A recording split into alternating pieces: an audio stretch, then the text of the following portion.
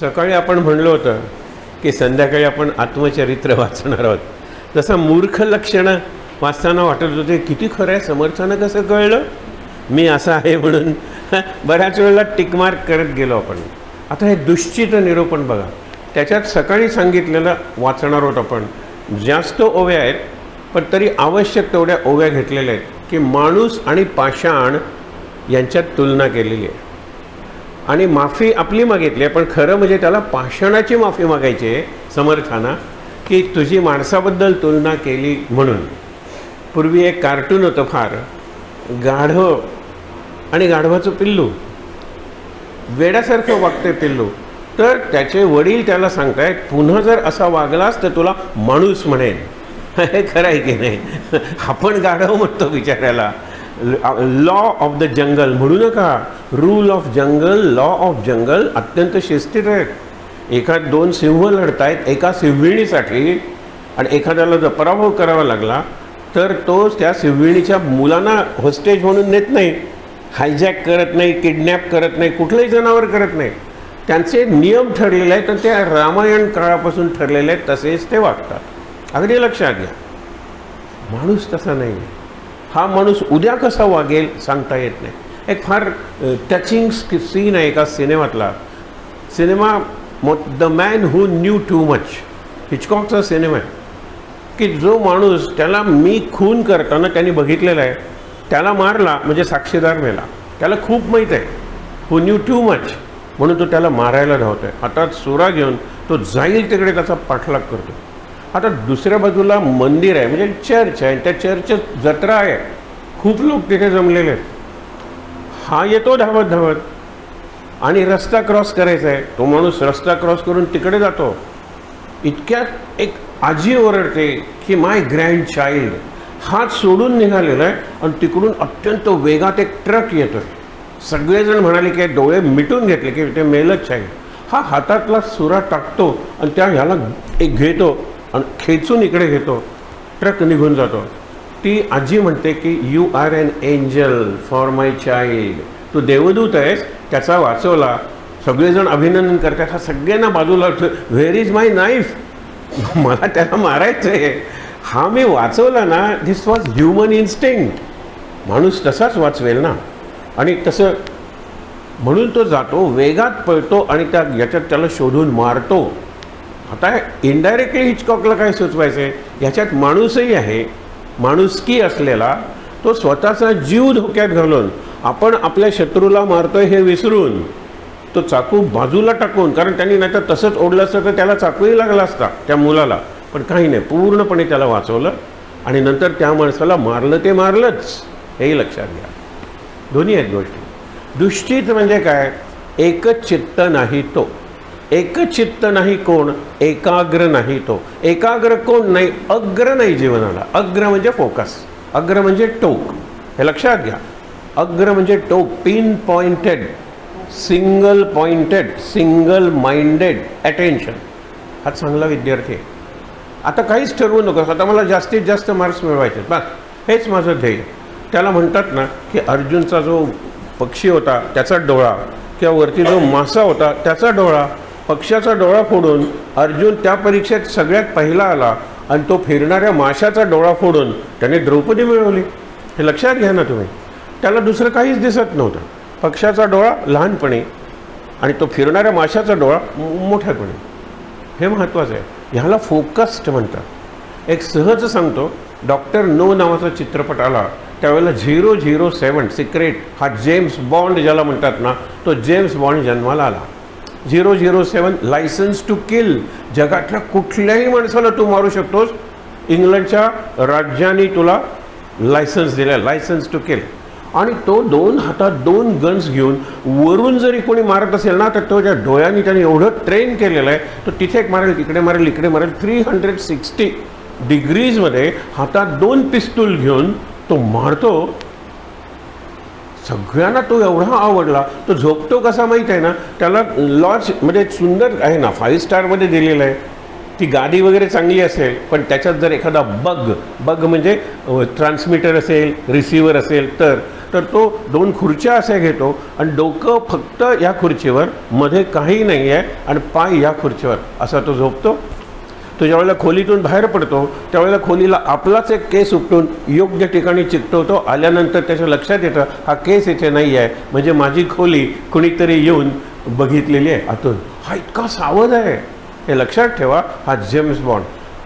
ज्याने तो लिहिला त्याला प्रश्न विचारला की हे इतकं डायनॅमिक कॅरेक्टर तुला कुठून मिळालं? हो, ऑफकोर्स अर्जुन ऑफ महाभारता. त्याने उत्तर दिलं, महाभारतातला अर्जुन पाहून, अर्जुन दोन्ही हातातून सव्य साची दोन्ही हातातून तो करतो. माझा जेम्स बॉन्ड हा मॉडर्न टाईम अर्जुन आहे. विचार करा, अर्जुन म्हणजे फोकस आहे, अभिमन्यू म्हणजे फोकस आहे, एकलव्य म्हणजे फोकस आहे. आणि फोकस नाही तो दुश्चित्त. म्हणजे 2 आणि चित्त म्हणजे 2 ठिकाणी. मस्तक एवटेन पुस्तक एवटेन, हे दुश्चित्त आहे, अभ्यास नाहीच आहे. हा जो प्रकार आहे हा आपल्या जीवनात इतका भाग बनलेला आहे आपला की आपण दुश्चित्त नसतो तर आपल्याला आळस आलेला असतो. हे दोन्ही वाईटच आहेत ना. हां, आता मला अभ्यास करायचा आहे पण कंटाळा आला करायचा आहे हे त्याला कळतं आहे. So he has found his focus. पण काय उपयोग आहे त्याचा? कारण त्याला कंटाळा आलेला आहे. अभ्यास तरी आईने पुस्तक हातात दिलं, 5 मिनिटात झोपणार आहे. ही दुश्चित्ताची लक्षणं आहे. आपण आता वाचायला सुरुवात करूया. काय आहे? पहिल्यांदा श्रोता विनवी वक्ते असे. आता श्रोता म्हणजे आपण आणि वक्ता म्हणजे रामदास. रामदासाला आपण विनंती केली काय? सत्संगाची महिमा किती. आणि आपल्याला सगळं पाहिजे ना. मोक्ष लाभे किता दिवशी. किता म्हणजे किती दिवसांनी मोक्ष लाभेल. आपल्याला नेहमी रिटर्न्स हवे असतात, रिझल्ट हवे असतात. तिथे गेल्यावर काय मिळणार आहे मला, हा त्यांचा पहिला प्रश्न असतो. लक्षात ठेवा, काय मिळणार आहे मला म्हणल्यानंतर ते कार्य उभंच राहू शकत नाही. काही मिळालं नाही तरी चालेल, उभं राहू शकेल.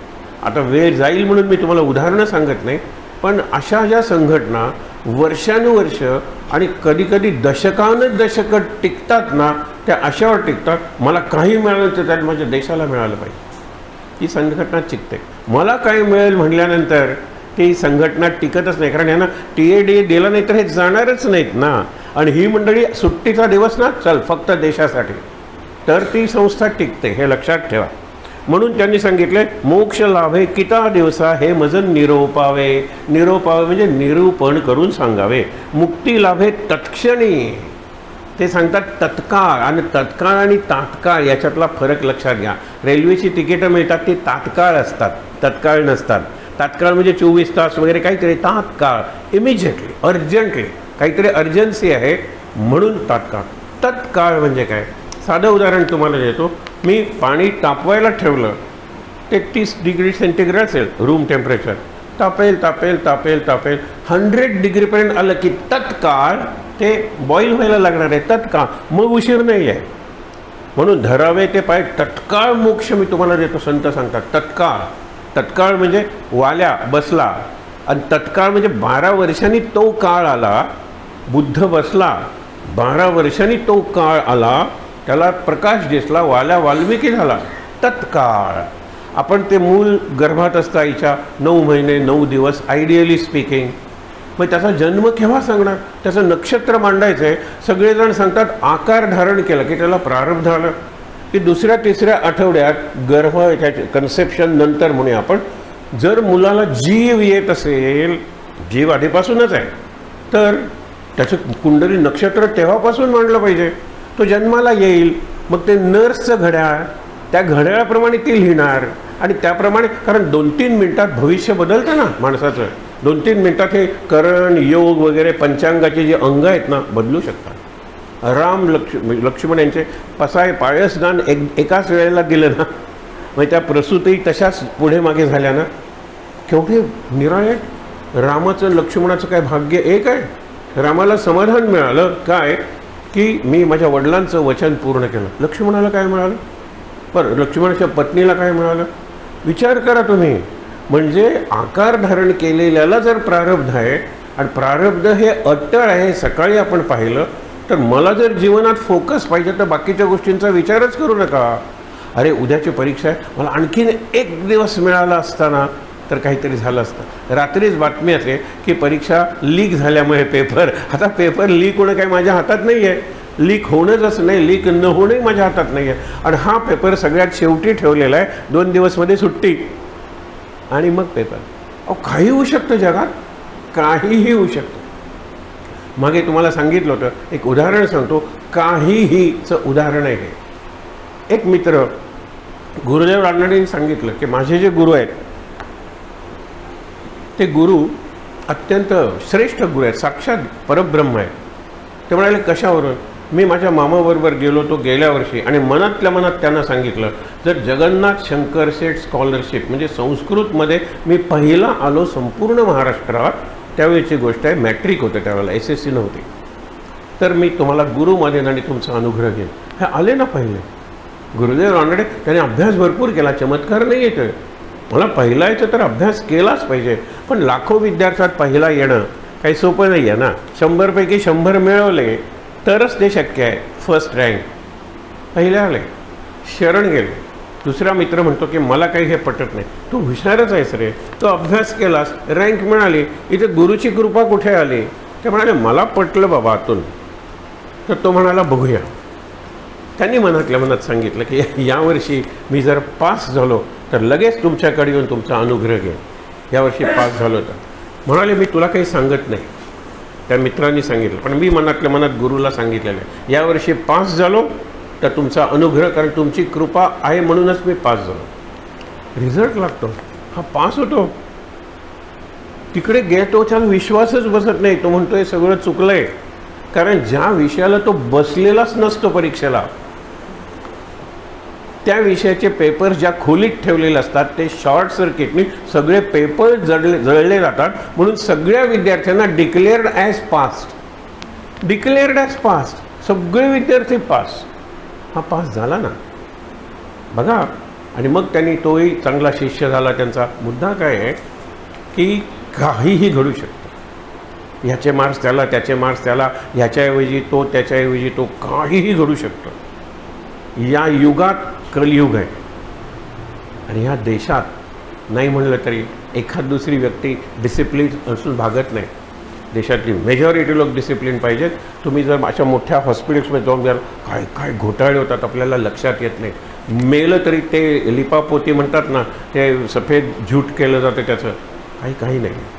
मी जिवंत आहे ह्याच्यात माझं कर्तृत्व नाही, ही शक्ती बसली आहे मागे, ही व्यक्ती नाही, हे चित्र नाही, लक्षात ठेवा.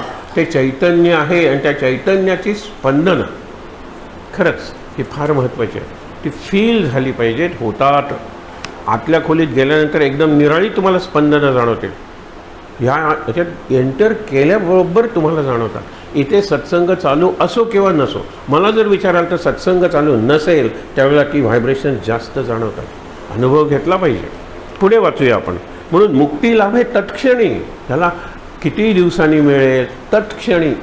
बरोबर. विश्वासता निरूपणी, मी ठेवले त्याच्यावर विश्वास मात्र ठेव. आता विश्वास शब्द कसा बनला असेल? विश्व आस, सगळ्या विश्वाची आस, तसं नाही आहे. विश्वास, तू श्वासच अशा पद्धतीने घे की नाही मला मिळणार म्हणजे मिळणारच आहे. त्या 2 मित्रांची गोष्ट आपण बघितली होती की दोघंजणं गंगा किनारी बसलेत. नारद म्हणतात अरे मागच्या खेपेला आलो होतो तेव्हाही तुम्ही असेच तपश्चर्या करत होतात, तुम्हाला काय पाहिजे? ते म्हणाले मी नारद आहे, मी आता जातो आहे, तुम्हाला पाहिजे ते मी विष्णू भगवानांना सांगेन आणि परत येणं तुम्हाला विष्णू भगवानाचा निरोप देईन. त्यावेळेला परत येतात नारद, दोघेही तसेच बसलेले आहेत. त्यांना पाहिजे मुक्ती. ते एकाला सांगतात की 4 जन्मांनंतर तुला मुक्ती आहे. बघा, त्यावेळेला तो विचार काय करतो, 4 जन्मांनंतर, बाप रे, मग आत्ताचा जन्म वाया कशाला घालूया, जाऊ की बायकोकडे परत, आणि म्हणून तो घरी परत यायची तयारी करतो.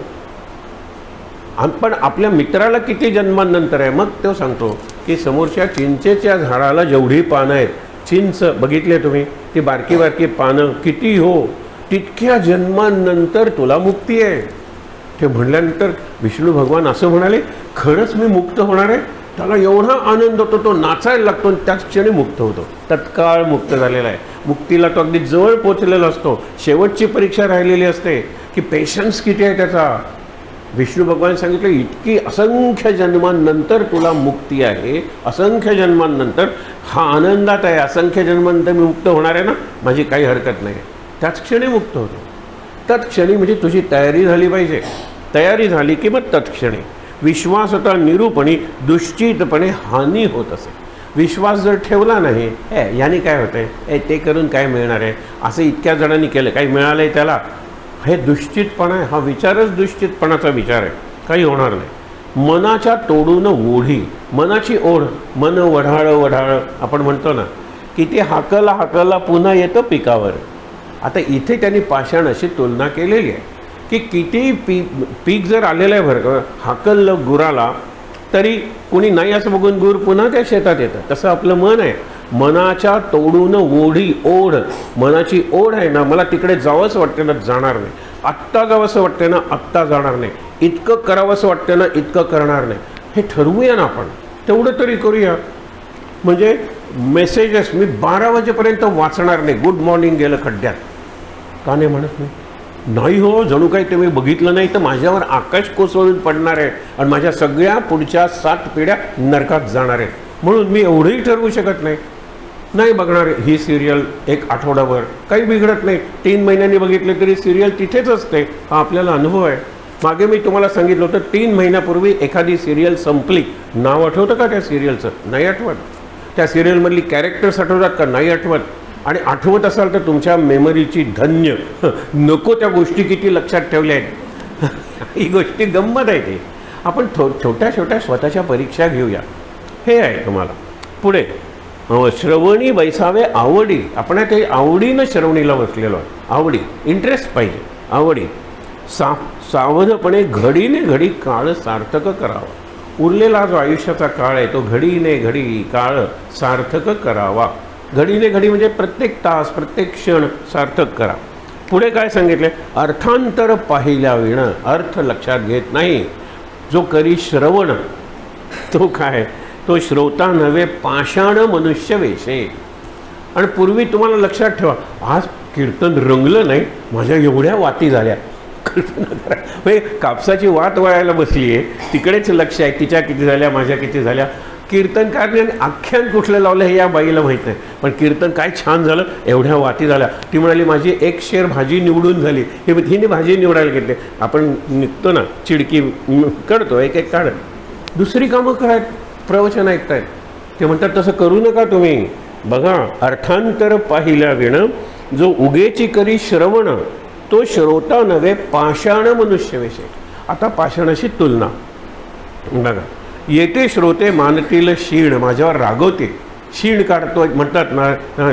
आम्हास केले पाषाण, आमची पाषाणाबरोबर तुलना केली तरी पाषाणाचे लक्षण सावध ऐका. मी का म्हणलो, मी चुकून म्हणलेलो नाही आहे. ते म्हणतात सावध व्हा, तुमच्यापेक्षा पाषाण बरा, असं मी का सांगितलं? तुमच्यापेक्षा म्हणजे कोणापेक्षा? जो दुश्चित आहे त्याच्यापेक्षा. अर्थ लक्षात घेत ऐकलात तर तुम्ही पाषाण नाही आहात. श्रवण केलं, त्याचं मनन करून जीवनात उतरवलं, नक्की पाषाण नाही आहात. पाषाणाची मूर्ती आहात तुम्ही. पण बरेच कसे असतात लगे, वाकुडा तिकुडा फोडीला, पाषाण घडून नीट केला, दुसरे वेळेस पाहिला तरी तो तैसाची असे. तुम्ही काम सुरू केलं मूर्तीवर आणि नंतर मूर्तिकाराला 6 महिने कुठेतरी जावं लागलं. 6 महिने आला तरी त्याने फोडलेली मूर्ती तशीच असते, पुन्हा त्याचा पाषाण झालेला नसतो. आपलं सकाळी 9 दिवस उठायचं, रात्री नवरात्रीत देवीची पूजा करायची आंघोळ करून. 10व्या दिवशी काय होतं? सगळ्यात गमतीदार माहीत आहे ना, गटारी अमावस्या. त्या दिवशी भरपूर प्यायचं, नको ते भरपूर खायचं आणि त्यानंतर श्रावण संपल्यानंतर किंवा गणपतीचं विसर्जन झाल्यानंतर पुन्हा खायचं. याच्यामध्ये फक्त आठवत राहायचं, काय सुंदर होते हो बाजारात, काय हे होतं, काय ते, काय नवीन आलेले आहे दारू बाजारात. हे दारू प्यायचा नाही कशाला मग? अरे दारू शरीराने पित नाही, तुम्ही मनाने पिता आणि मनाने पिणाराच तो दारू थांबवू शकतो. शरीराला लत लागते, आपण म्हणतो ना लत, शरीराचीही मागणी असते. ड्रगवाल्याला विचारा ना, ते इतके व्हायलंट होतात की आईचा सुद्धा खून करतात. विचार करा. बघा, वाकुडा तिकुडा फोडीला, पाषाण घडून नीट केला, दुसरे वेळेसही पाहिला तरी तो तैसाच असे. टाकीने खपली फोडली, आपण खपली काढतो की नाही, ती काढली, पुन्हा नाही जडली, पुन्हा ती चिकटली नाही. मनुष्याची कुबुद्धी झाडली तरी तो पुन्हा लागे, ती पुन्हा येते, हे लक्षात ठेवा. कुबुद्धी, वाईट बुद्धी काढली तरी. म्हणून आपण नेहमीच म्हणतो ना, नवीन वर्षाचे संकल्प किती दिवस? नव्याची नवलाई 9 दिवस. 10व्या तारखेला 10 जानेवारीला आता येतोय ना तो दिवस जवळ, 1 जानेवारीला संकल्प लवकर उठेल, 11व्या दिवशी नाही, त्याच्यानंतर डायरी लिहीन 12व्या दिवशी नाही. अगदी विचार करा तुम्ही, संकल्प करतो त्याच्यात सातत्य नाही आहे. सातत्य नाही जे दगडात आहे. दगडाची खापी काढली तुम्ही, खापली की ती चिकटत नाही त्याला पुन्हा.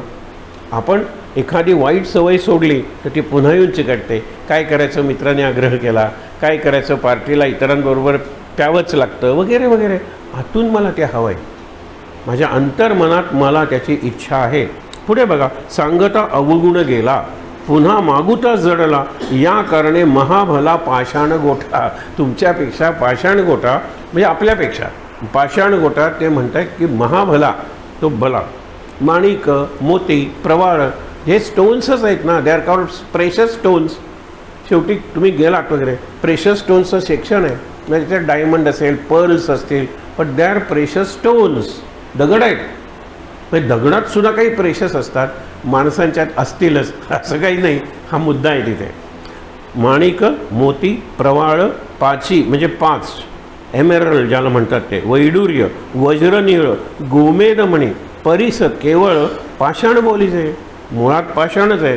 याही वेगळे पाषाण भले नाना तीर्थीचे लागले, वापी कोप शेखी झाले हरिहर मूर्ती.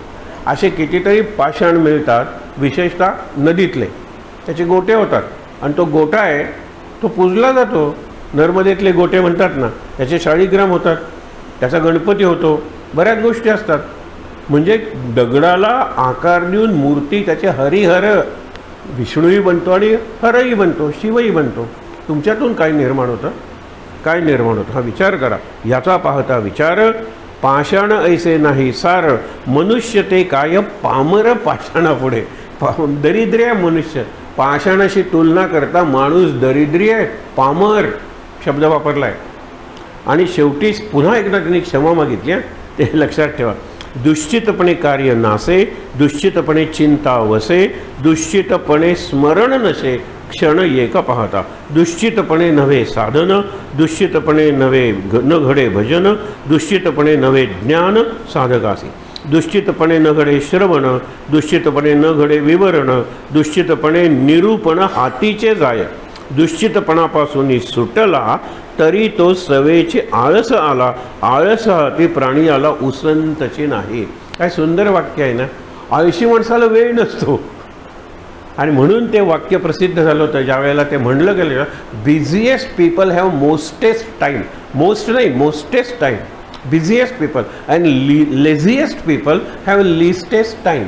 वेळच नाही, केव्हा करू सांगा बरं. हा झोपेत वेळ काढणार, हा आळशी आहे, आजचं काम उद्यावर ढकलणार, काम स्लोली संथपणे करणार, कारण लक्ष नाही कामात. हे कामात भाजी चिरायला बसला तर एकदम असं काय दिसते त्याला, कोण दिसते भाजी चिरताना, काय हे भूत दिसतं. पण चिरताना आडलं सलग काम केलं तर ते चांगलं होतं आणि लवकर होतं, कमी कष्टात आणि कमी वेळात होतं. पण आमचं मन इतकं निरनिराळ्या विचारांनी भरलेलं आहे, इतकी अग्र आहेत त्यांना, एक अग्र आणि हे अनेकाग्र. अनेकाग्र आणि झोपेत शून्याग्र. झोपेत अग्र नाही, स्वप्न पडायला लागले की अग्र निर्माण होतात, पण ती स्वप्नातलीच असतात. हे सगळ्याला व्यग्र हा शब्द आहे आपण वापरतो. कामात व्यग्र आहे रे, नाहीतर आलो असतो प्रवचनाला. कसली व्यग्रता, ही अनेकाग्रता आहे. व्यग्र म्हणजे अनेकाग्र. इकडे लक्ष आहे, थोडं इकडे लक्ष आहे, इकडे लक्ष आहे, इकडे लक्ष आहे. बघा ना, एकनिष्ठपणे तुम्ही जर ऐकलं अत्यंत तर तुमच्या लक्षात येईल की गोष्टी सोप्या आहेत. म्हणून पुढे काय सांगितलेलं बघा, दुश्चितपणापासून सुटला तरी तो सवेचे, आपोआप, सवेचं म्हणजे आपोआप, आळस आला, आळसा हाती प्राणी आला उसंतचे नाही. आता आळसाचं सांगितलं. आळसे नित्यनेम राहिला, आळसे अभ्यास बुडाला, आळसे आळस वाढला असंभाव्य. कल्पना करता येणार नाही इतका आळस वाढतो. लक्षात घ्या. दुश्चितपणा सवे आळस, आळसे निद्राविलास, आणि निद्राविलास म्हणजे निद्राविलास, आणि निद्राविलासे केवळ नाश आयुष्याचा. संपूर्ण आयुष्याचा नाश होतो. झोप झोप झोप आणि निद्राविलास, झोपेतली स्वप्न, निरनिराळी मनोरथ, याला काही अर्थ नाही. आयुष्याचा नाश होतो. ऐका याचे प्रत्युत्तर.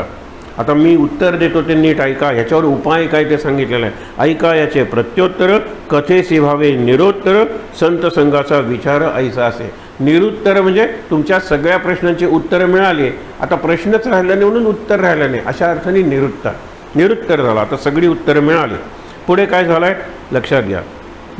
आता लोह परिसासी लागला, थेंबुटा सागरी मिळाला, गंगे सरिते संगम झाला, तत्क्षण सांगितलेलं आहे की ज्यावेळेला गंगा समुद्राला मिळते त्यावेळेला समुद्रच होऊन जातो. जरा मागे या ना, काशीतली गटारं जोपर्यंत गंगेला मिळत नाहीत तोपर्यंत त्याला गटार गंगा म्हणतात, आणि ज्यावेळेला वाहणाऱ्या गंगेला ती चिकटली की ती गंगाच झाली ना, गंगाजल झालं, ते पवित्र होतं. संगम झाला पाहिजे, योग साधला गेला पाहिजे, जोडलं गेलं पाहिजे. थेंबुटा सागरी मिळाला, मागे 4 थेंबांची गोष्ट सांगितली होती, लक्षात ठेवा. आता हे काही कंटाळवाणं नाही, पण पुढचा समास परत एक कंटाळवाणा आहे म्हणून जरा हे गंमत सांगतो. पाऊस पडतोय, पाऊस, स्वाती नक्षत्र आहे. स्वाती नक्षत्रात पडणारा पावसाचा एखादा थेंब समुद्राच्या तळाशी जातो डायरेक्टली. तिथे शिंपले असतात, त्या शिंपल्या स्वातीचे शिंपले म्हणतात. त्याच्यात तो जातो आणि त्याचा तो शिंपला मिटतो आणि त्याचा मोती बनतो, अशी समज आहे. म्हणून एक थेंब पडला समुद्राच्या वाळूत, विरून गेला, त्याचं काही अस्तित्वच उरलं नाही. एक थेंब समुद्रात मिळाला, तो बिंदू सिंधू झाला, त्यालाही अस्तित्व उरलं नाही, पण तो सिंधू झाला ना, सागरच बनला. दुसरा थेंब समजण्यासाठी याच्या काठी निरनिराळी हे दुकानं, इडली वगैरे करण्याचे तवा तापलेला आहे, अशा तापलेल्या तवावर एक थेंब पडला, चर्र आवाज झाला, काही उरलंच नाही. एखादा थेंब, थेंबाची ही कथा आहे. पण आपल्याला काय पाहिजे, थेंबुटा म्हणजे थेंब, लहान थेंब. सागरी बुडाला, सागरची झाला. नदी सागराला मिळाली, सागरची झाली. गटार गंगेला मिळालं, गंगाच झालं. हे लक्षात ठेवा, हे जोडलं पाहिजे. तत्क्षणीचं त्याने उत्तर दिलेलं आहे. सावध, साक्षेपी आणि दक्ष. सावध म्हणजे आपल्याला माहीत आहे, अलर्ट. साक्षेपी म्हणजे योग्य प्रयत्न करणारा, साक्षेपी. उगीच वाटेल ते प्रयत्न करून नापास झालो, अरे नको तेच तो अभ्यास केलास. साक्षेपी आणि दक्ष म्हणजे सावध आहे तो. तयास तत्काळची मोक्ष, इतरास ते अलक्ष लक्षिले नवचे. जे अलक्ष आहे, अलख निरंजन आपण म्हणतो ना, अलख म्हणजे अलक्ष, दिसतच नाही ना. जे निरंजन आहे ते दिसणार कसं. सकाळी आपण शेवटी ते काचेचं उदाहरण घेतलं होतं. काच अगदी स्वच्छ आणि ट्रान्सपरंट आहे, तर दुरून बघितलं तर काच आहे हे आपल्याला कळतच नाही. लक्षात ठेवा, इथे तेच सांगितलेलं आहे की तत्काळ किंवा इतराशी अलक्ष. ते डोळे बंद केल्यानंतर ती ज्योत दिसते, डोळे उघडल्यावर ज्योत दिसत नाही. आणि दिसली ज्योत ही दिव्याची ज्योत असते, जी काही वेळांनी शांत होणार असते. कायम टिकणारी जी ज्योत आहे, ज्याला आत्मज्योत म्हणलेलं आहे, ती शांतपणे अलख निरंजन. निरंजन म्हणजे रंग नाही, ते रंग नाही, ते दिसणार कसं सांगा बरं. पांढरा आणि काळा, विज्ञानाच्या दृष्टीने काळा रंग श्रीमंत आहे, कारण सगळे रंग सप्तरंग जे म्हणतात इंद्रधनुष्याचे शोषून घेतो म्हणून तो काळा बनतो, आणि रिफ्लेक्ट करतो म्हणून तो पांढरा बनतो. पांढरा is absence of all colours आणि काळा is presence of all colours. हे लक्षात घ्या. तोही मुद्दा नाही आहे, काही दिसत नाही आहे, मला सगळीकडे परमेश्वर दिसतोय. जिथं देखू, मीरा सांगते ना, तो लाली, सगळीकडे परमेश्वराचं वैभव पसरलेलं आहे, लाली पसरलेलं आहे, लालिमा, सगळीकडे त्याचं वैभव आहे. मला दिसतंय, तुम्हाला दिसत नाही, कारण आपली दृष्टी निराळी आहे. शेवटी सांगतात, देहाभिमानाचे अंती सहजची वस्तू प्राप्ती, सत्संगे सद्गती विलंबची नाही. प्रश्न काय विचारले, किती दिवसांनी मुक. सत्संगती पाहिजे, विलंबच नाही, लगेच मिळेल, पण त्याचा फायदा तुम्ही करून घेतला पाहिजे ना. आता झाडाचा थेंब एखाद्या पानावर पडतो, दुसऱ्या पानावर पडतो, शोषला जातो, अळवावर पडतो, मोत्यासारखा दिसतो, सुंदर अळूचं झाड असतं, टिचकी मारली की पडला खाली, काहीच उपयोग नाही आहे. त्या थेंब टिकतच नाही तो तिथे. दुसरा पानावरून पडून जमिनीत जाईल, जमिनीत ते रोप असेल, त्याला रोपाला वाढायला मदत करेल, आहे ना. इथे तेच सांगितलेलं आहे की सहजची वस्तू प्राप्ती सत्संगे सद्गती. सत्संगातूनच सद्गती मिळणार आहे, विलंब नाही.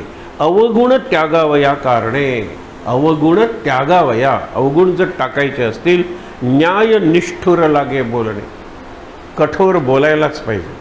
आणि म्हणून तुम्हाला पाषाण म्हणलं, याबद्दल क्षमा करा. हे शेवटी सांगितलं. अवगुण त्यागावया कारणे, न्याय निष्ठुर लागे बोलणे, श्रोती कोप न धरणे. ऐसी या वचनाचा तुम्ही राग धरू नका माझ्यावर. तुम्हाला मी दगड म्हणलं, इतकंच नाही, दगड तुमच्यापेक्षा बरा असं म्हणलं, कारण दगडाची कपली काढली परत चिकटत नाही, दगडाला आकार दिला तो तसाच राहतो. दगड प्रेशस असतात. आपण काय आहोत हा विचार करा. मी स्पष्ट सांगितलं, कारण हे अवगुण टाकलेच पाहिजे. किती दिवस गोड गोड गोड बोलायचं, म्हणून चिडून समर्थांनी सांगितले. आता मोक्ष लक्षण पुढचा जरा विचार करण्यासारखं आहे. मागा श्रोत्याचा प्रश्न, किती दिवसा होतो मोक्ष? आपल्याला घाई झालेली असते, गॅरंटी पाहिजे, किती दिवसांनी मोक्ष मिळणार आहे सांगा. तेची कथा श्रोते दक्ष होऊन ऐका. की किती दिवसा होतो मोक्ष, तेची कथा श्रोते दक्ष होऊन ऐका. तरी बद्ध म्हणजे बांधलेला आणि मोक्ष म्हणजे मोकळा झाला. एवढं तरी कळा की मोक्ष शब्द अवघड वाटतो, त्याच्यापेक्षा मुक्ती जवळचं वाटतं, आणि त्याच्यापेक्षा सुटका आणखीन जवळचा वाटतो. बाळंती 9 महिने प्रेग्नंट आहे, ती नंतर ती डिलिव्हर होते, त्याला बाळंतीची सुटका झाली म्हणतात. ती सुटका आहे, हे लक्षात ठेवा. मोक्ष आहे तो. आईच्या दृष्टीने मोक्ष आहे आणि त्या बाळाच्या दृष्टीने मोक्ष आहे. दुसरं मोक्षाचं उदाहरण, इंटरव्हल झाली, मुलं हा करत बाहेर पडली, बांधली होती, टाईम टेबलनी बांधली होती, बद्ध, सुट्टी मिळाली, सुटली. सुट्टी, सुटणं, सुटका, मुक्ती, मोक्ष. मोक्ष म्हटल्यानंतर भीती वाटेल, सुटका म्हणजे बरं वाटतं ना. कधी या कैदेतून सुटका होते असं तुम्हाला झालं नसेल, पण सांगतो बऱ्याच वेळेला बोरिंग जे लेक्चर असतं, मला एकच लेक्चर आयुष्यात भेटलेला आहे की जो लेक्चर देताना झोपायचा, त्याची फाईल पडायची. हो, मग पहिल्या सर फाईल हो काय तो लेक्चर BEdचे, तुला माहीत असते, स्वतःचं लेक्चर देताना बोर व्हायचे. ठीक आहे, पुढे वाचूया. मी जीव बघा मजवन, तरी बद्ध म्हणजे बांधला, मोक्ष म्हणजे मोकळा केला, मोकळा झाला. संत संगे कैसा लाधला ते, संत संघातून सत्संगातून मोक्ष कसा लाभतो, मी सुटका कशी मिळवतो ते सांगा. पुढे सांगितलंय, प्राणी संकल्प बांधिला. आपण कशाने बांधलोय? दोरीनं नाही, संकल्पाने बांधलो. संकल्प म्हणजे विचार. प्रत्येक मनात काही ना काहीतरी विचार असतो. म्हणजे विशेषतः स्त्रियांना पुढचं काहीतरी करायचं असतं. म्हणजे आता हिचं बाळणपण करायचं असतं. तिचा बाप असतो तो काय, लोकांना पेढे, मी आजोबा झालो, आजोबांना काय कष्ट आहेत सांगा बरं. हां, आजी व्हायला निदान तिचं बाळणपण करायचं आहे, बाळंतविडा करायचं आहे, हे करायचं आहे. आजोबांना काय कष्ट आहेत? नाहीच आहेत ना. आधी म्हणतात a child comes into this world through mother via father. Via मदरांची कॉन्ट्रीब्युशन संपली. आता जे करतात वगैरे ते एक्सेप्शन्स आहे, लक्षात घ्या. आणि म्हणून संकल्प बांधतो. ती आजी मरताना म्हणते जीव सुटत नाही आहे, नातू झालाय पण त्याचे मुंज पाहून मेले असते तर बरं झालं असतं. मुंज झाल्यानंतर लग्न झाल्यानंतर त्याला मूल संपतच नाही कधी. संकल्पे बांधिला, लक्षात ठेवा. संकल्प म्हणजे विचार, संकल्प म्हणजे वासना, संकल्प म्हणजे इच्छा. त्याने आपण बांधलेलो आहोत. किती निरनिराळी बंधनं आपण सांगितली होती. एकच उदाहरण आत्ता सांगतो की तुम्ही आणलेला एक हत्तीला आणि रात्र झालेली आहे. आता हत्ती नाही म्हणलं तरी रात्री तो किती जातो दूर, त्याला शोधून आणला पाहिजे.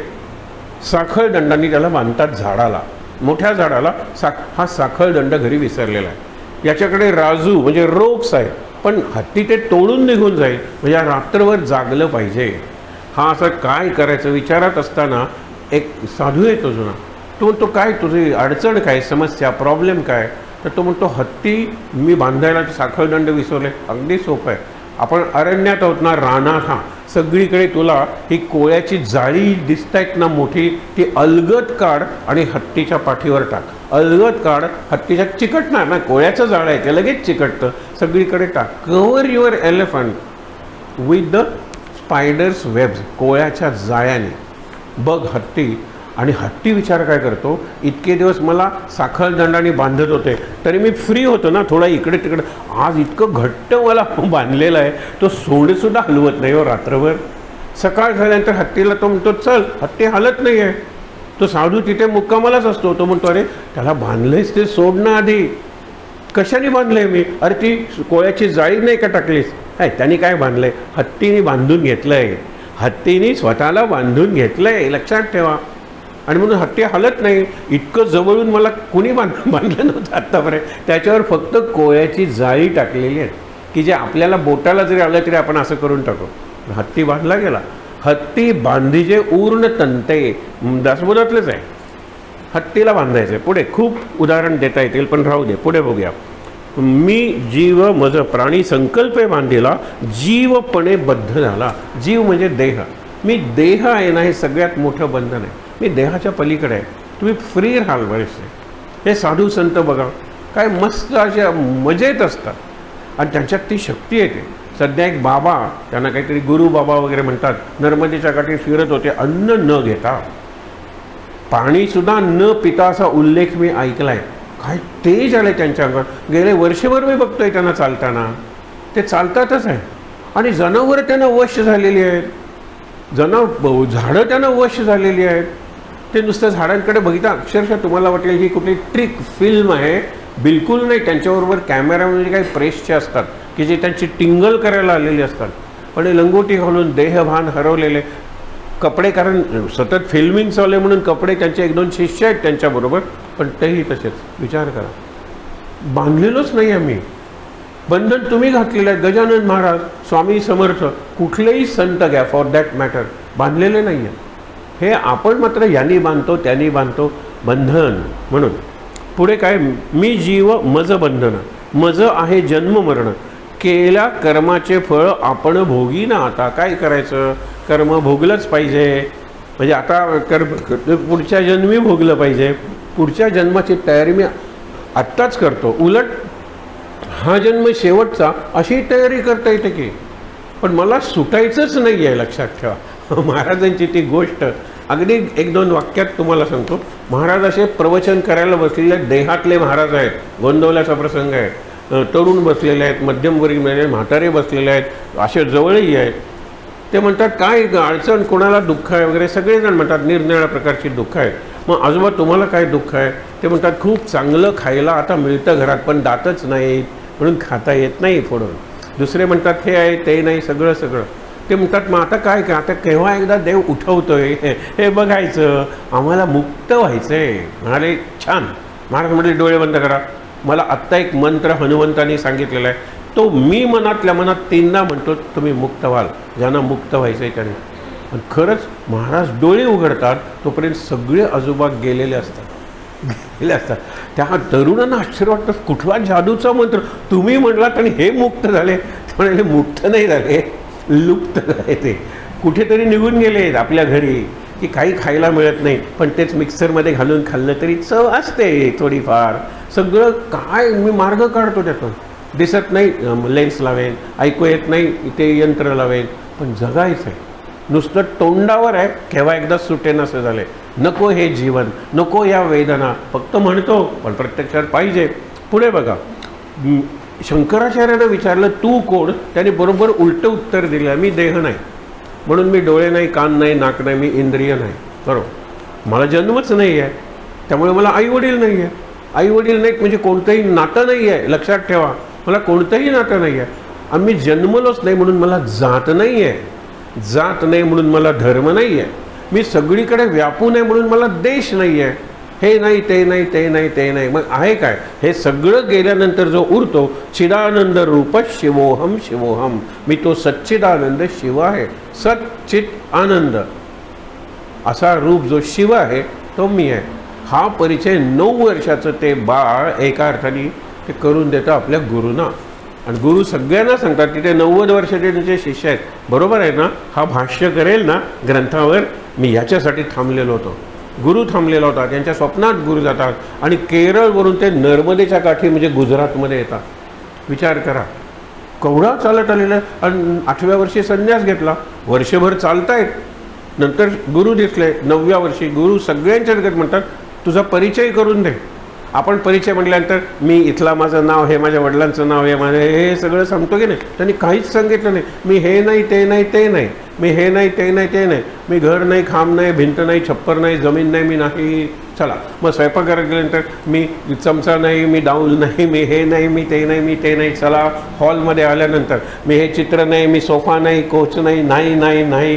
टेरेसवर गेला नाही, इतकी यादी आपल्याला सांगता येईल. हे जर आपण फक्त स्वतःला एकांतात सांगितलं, अरे मी नाही आहे ही खुर्ची, खुर्चीबद्दल आभार, कारण माझं वजन सहन करते. खुर्चीवर घातलेलं हे वस्त्र मी नाही आहे रे, हे घातलेलं वस्त्र मी नाही आहे रे. आणि जे माझा म्हणतो तो मी नाही, साधं गणित आहे. माझा हात मी नाही. मग हातावर जर झाली काही हरकत नाही. ॲनास्थेशिया न देता लोक हे करून घेतात सर्जरी. त्यांना भीती वाटते ॲनास्थेशियाची, कारण बहीण ॲनास्थेशियातून बाहेरच आलेली नसते. ती म्हणते मग मोलकरी नाही नाही 3 तासाचं ऑपरेशन आहे, करा, ॲनास्थेशिया द्यायचं नाही. बघा ना, ती म्हणते ती एकच 3 महिने म्हणाले थांबा, 3 महिन्यानंतर ऑपरेशन करा. आणि 3-3.5 तास ऑपरेशन चालतं, जगावर दाखवलं त्यावेळेला ते सर्जरी विदाऊट ॲनास्थेशिया, मेजर सर्जरी. आणि ती म्हणाली 3 महिने का, कारण मी प्रत्येक वेळेला तुम्हाला विचारत होते ऑपरेशन कसं आहे तुम्ही करून सांगा. आणि मी सांगत होते माझी मांडी म्हणजे मी नाही, मांडी कापणार म्हणजे मी नाही, कापणारा मी नाही, कापणार ती करवत वगैरे असेल मी नाही, हाडाचे तुकडे तोडणार ते मी नाही, मग रॉड घालणार ते मी नाही. तुम्ही सगळं बरोबर. 3 महिने ती म्हणायची 8 वाजता तू डॉक्टर बंद करत असणार दुकान, हरकत नाही, मी येणार आणि मला तू माझं संपूर्ण ऑपरेशन आहे ना ते डिस्क्राईब कर. डॉक्टर कंटाळतो पण ती ऐकते, मी नाही मी नाही मी नाही. पहिल्यांदा तुम्ही मला वस्त्र काढायला सांगतात, वस्त्र म्हणजे मी नाही आहे. कातडं म्हणजे मी नाही आहे. हाड, अरे हाड म्हणजे मी नाही आहे. हे ती रशियातली बाई, ज्याला धर्म वगैरे असलं काही माहिती नाही, हे ऑटो स्वतःला सांगते आणि सुंदर ऑपरेशन करून घेते विदाऊट ॲनास्थेशिया. एवढी शक्ती माणसाच्या मनात आहे, बुद्धीत आहे, आपण वापरत नाही, कारण दुश्चित्त, इकडे चित्त तिकडे चित्त तिकडे चित्त. सावध आपण असतो केव्हा सांगा बरं. आणि जो कॉन्सन्ट्रेशननी करतो खरंच तो इतका पुढे जातो व्यक्ती. नक्की तुम्हाला मागे उदाहरण सांगितलेलं होतं की एक आपला अत्यंत श्रीमंत भारतातली व्यक्ती, जगातली व्यक्तीसुद्धा कधी कधी ती असते. आता ते वडील गेलेले आहेत पण त्यांची मुलं आहेत. तर पहिल्याच दिवशी तो काका म्हणतो चल जुगार खेळूया, आपल्याला जे 10 रुपये मिळाले त्यांनी काय होणार आहे. जुगारात 1 रुपयाला 10 रुपये असतात. जुगार काय आहे, ग्लासेस आहेत. आणि तो ब्रिटिश माणूस बसलेला आहे. आणि हे सगळे भारतीय, आफ्रिकन वगैरे आलेले सगळे मजूर तेलाचे बॅरल्स आणायचे, त्या खाणीवरून रिफायनरीकडे द्यायची. हमाल आहेत सगळे, हमाल. हा पहिल्या दिवशी सांगतो आज मी ज्यांची बॅरल्स डोक्यावरून वाहतोय ते उद्या माझी बॅरल्स डोक्यावरून वाहतील. आता ती परिस्थिती जवळ येणार आहे. तुम्ही गंमत तर बघा, गंमत बघा काय इतके चेंजेस घडत आहे. आंध्र प्रदेशातला कितीतरी भाग त्याच्या खाली ऑइल आहे, पण ऑइल रिलायन्सने ते काढलेलं नाही वरती. त्यांनी फक्त एव्हिएशन ऑइल तयार केलेलं आहे विमानांसाठी, बाकी सगळीकडे पंप घेऊन ठेवलेले आहेत, झाकून ठेवलेले आहेत. बघितले ना रिलायन्सचे पंप, महाराष्ट्रात जा सगळीकडे पंप जागा वगैरे घेऊन ठेवलेली आहे, पंप झाकून ठेवलेला आहे. आम्ही नाही विकणार, आम्ही ऑइल काढणार नाही. ज्यावेळेला तुमचं ऑइल संपेल आणि ते आता 15-20 वर्षात संपेल त्यावेळेला मी ऑइल काढायला लागेल आणि तुम्हाला माझे बॅरल्स विकत घ्यावे लागतील. You will have to carry my barrels. हे का झालं, जितके रुपये घेऊन आला तितके 1000 कोटी रुपये ठेवून तो मेला. 6000 रुपये घेऊन आलेला होता, मग 6000 कोटी किंवा जास्तही असतील रुपये ठेवून तो मेला माणूस. का, एक चित्त. पहिल्या दिवशी तो मी आईला वचन दिलं मी जुगार खेळणार नाही. अरे पण माझ्यासाठी तरी खेळ काही नाही. 6 ग्लासेस आहेत टेबलावर, टेबलाचा सरफेस स्मूथ आहे, ग्लास आहे, एक कॉईन आहे. आणि तो ब्रिटिशर त्याला सांगतो बघा मी ग्लासेस फिरवणार आहे, कॉईन या तुम्हाला दाखवून ठेवतो, या ग्लास खाली फिरवतो. त्याच्यात इतक्या वेगात तो फिरतो ग्लासेस आणि म्हणतो कुठल्या ग्लास खाली कॉईन आहे ते सांगा. कॉईन आहे ते कळलं तर तुम्हाला 1 रुपया, तुम्ही जेवढे लावले त्याच्यात 10 टाइम्स.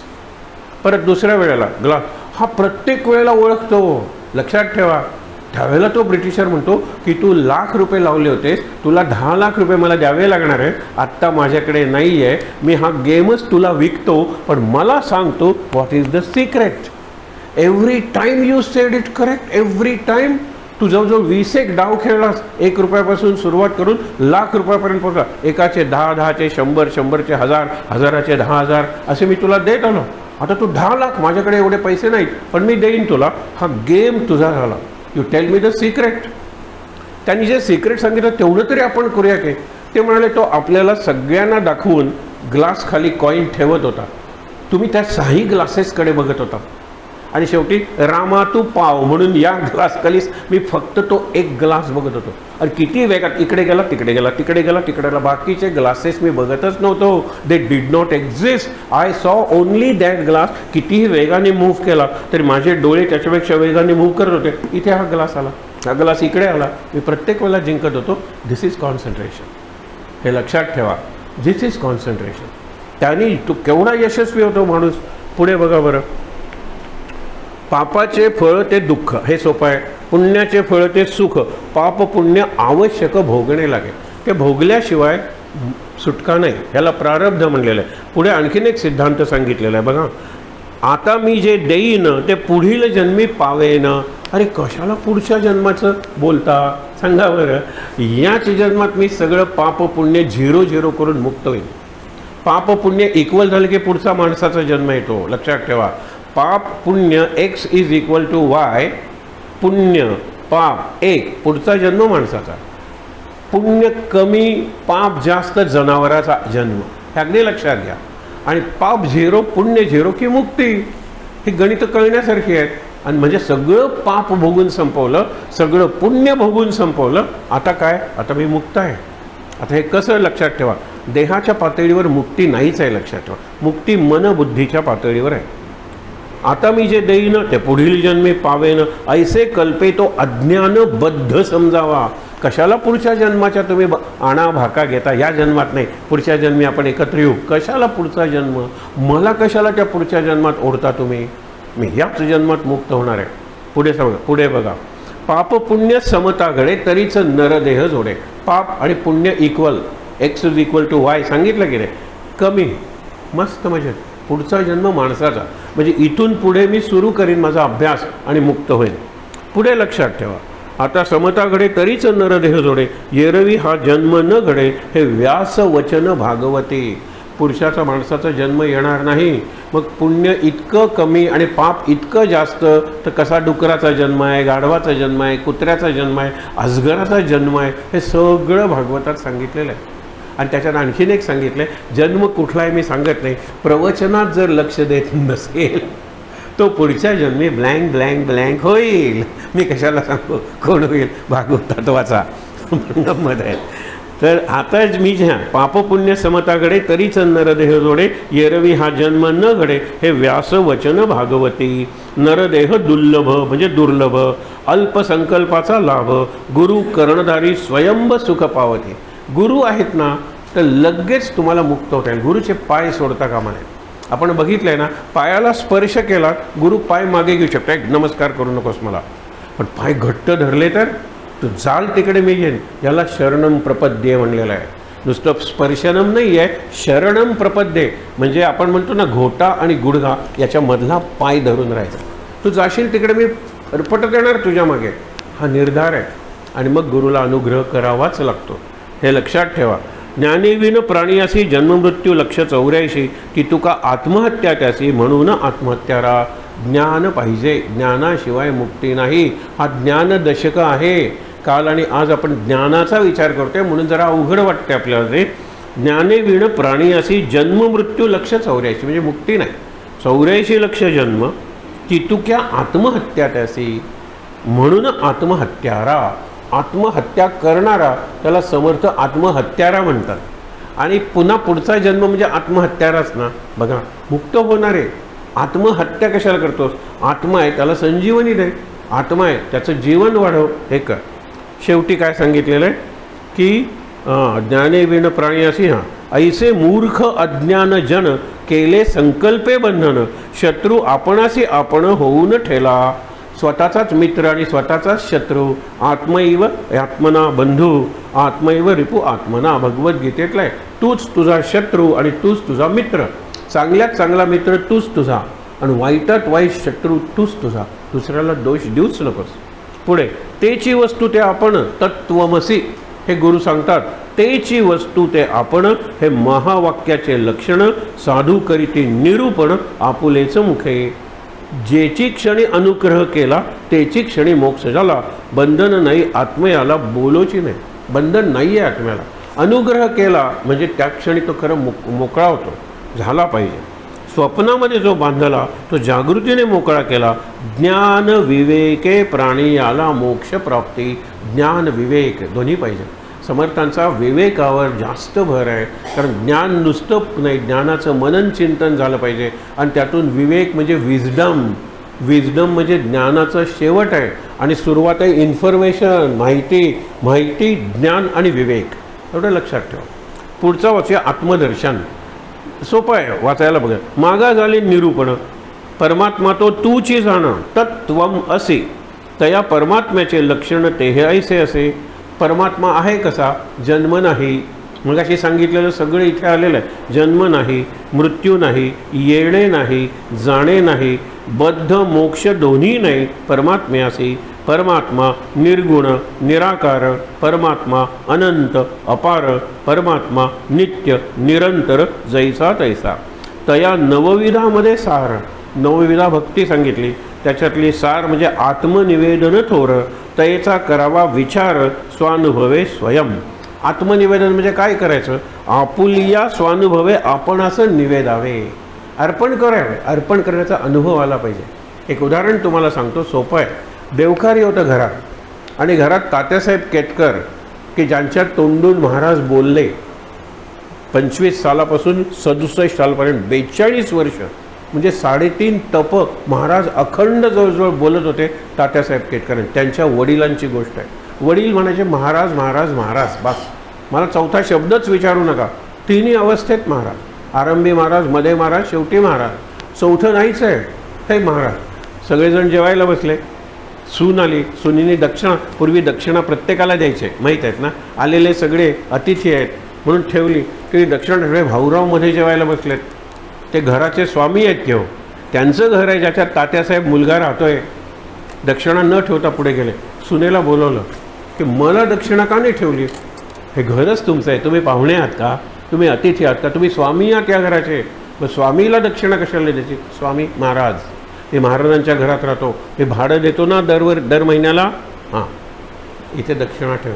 ते 10 पैसे काहीतरी दक्षिणा ठेवली आणि ती पुढे गेली. हे अर्पण आहे. अर्पणाचं सतत जागृती आहे. याला महाराज अनुसंधान म्हणतात.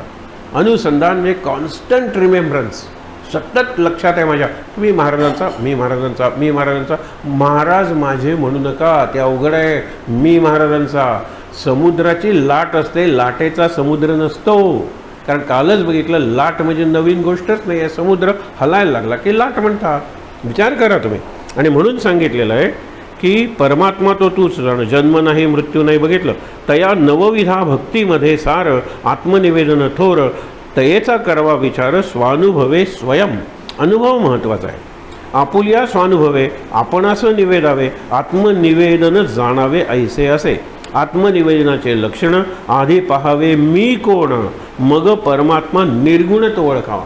पाहावे आपणासी आपण, या नाव आत्मज्ञान.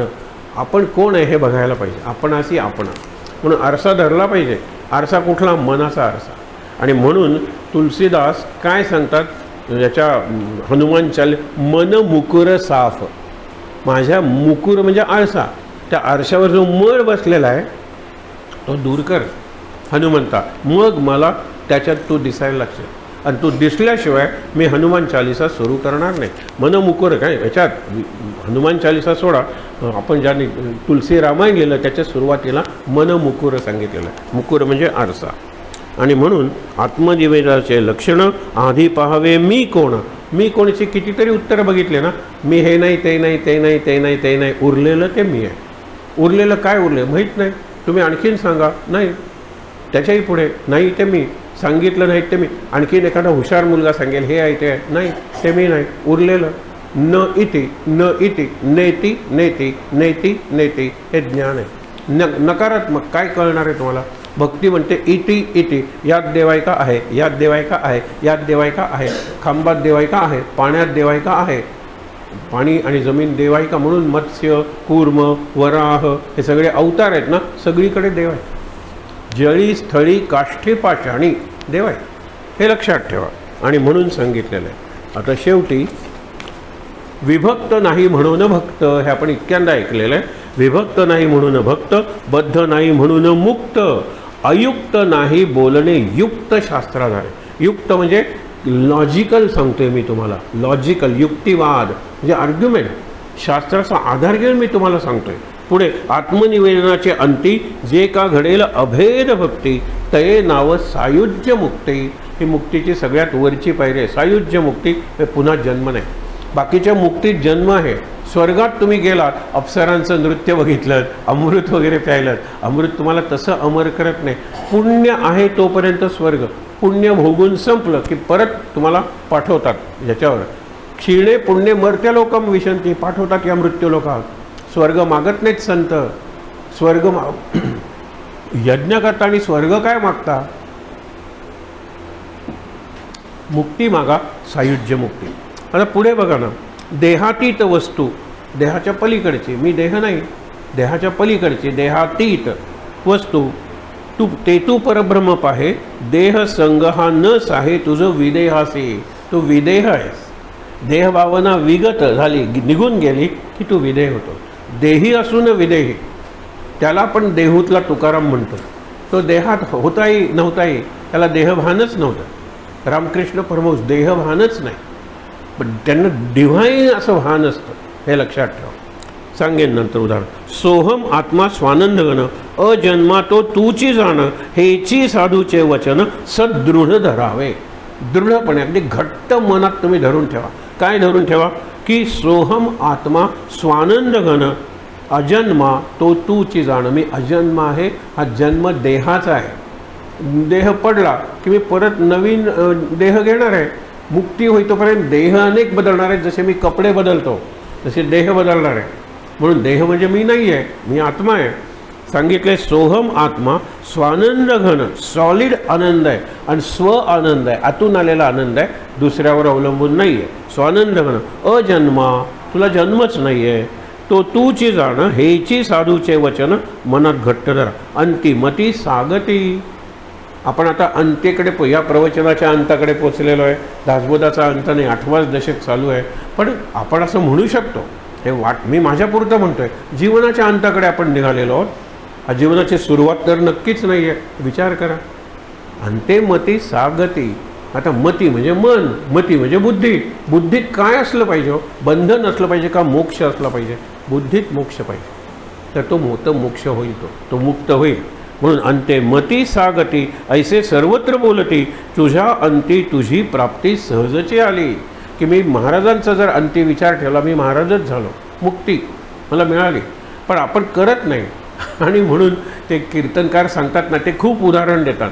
मी फक्त एकच उदाहरण देतो. तुम्हाला माहिती आहे, अगदी मरायला टेकलेलं आहे, मुलांचं दुकान बाहेर आहे, तिथे 4 मुलं आहेत.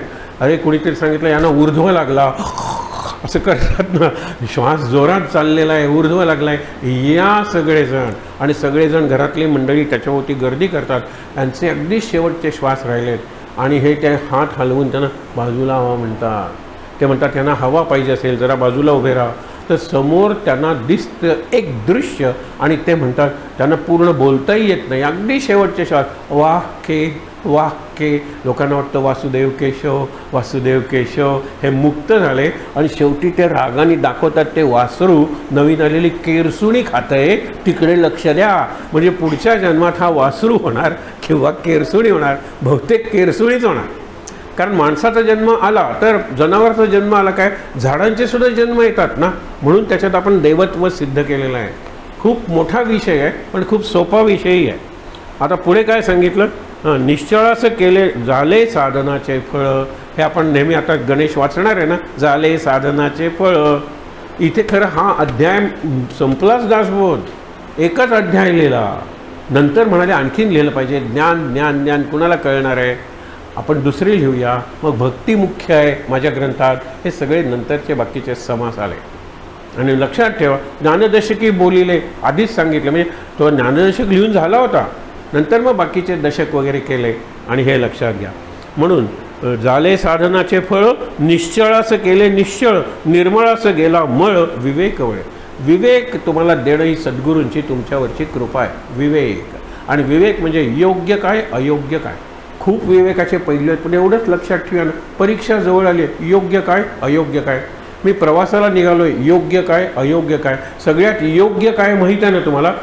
प्रवासात ट्रॅव्हल लाईट, कमीत कमी वजन घ्या, हेच आहे. पण मी 7 दिवस राहणार आहे, म्हणजे 7 साड्या, 7 पॅन्ट्स, 7 ड्रेसेस, 7 हे. अरे कशाला रे? हल्ली रे म्हणून ते घालतात ना ते बनियन का टी शर्ट काहीतरी, 15 दिवस चालतो विचारा.